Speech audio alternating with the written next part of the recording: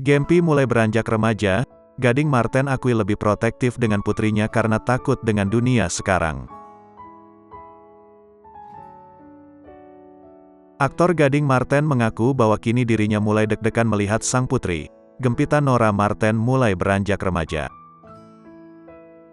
Meski begitu, Gading mengatakan bahwa dirinya senang karena Gempi, panggilan akrabnya, sudah bisa diajak berdiskusi. Deg-degan, maksudnya anak makin besar makin bisa diajak bareng ngapain aja. Bisa diajak ngobrol, diajak argumen ya seneng, ujar Gading di Senopati, Jakarta Selatan, Senin, tanggal 10 Oktober tahun 2022. Bukan hanya itu, menurut Gading, semakin besar Gempi, semakin dirinya bisa melihat minat dari putrinya tersebut mengarah kemana.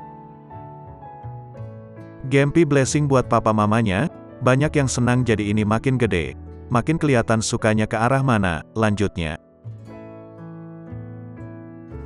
Selain merasa deg-degan karena senang, Gading juga merasa deg-degan karena Gempi harus berhadapan dua kepala dengan perbedaan keinginan sang ayah dan ibu.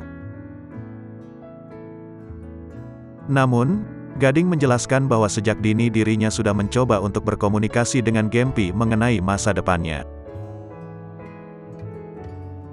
Saya deg-degan juga pastikan ada dua kepala mamanya mau apa papanya mau apa.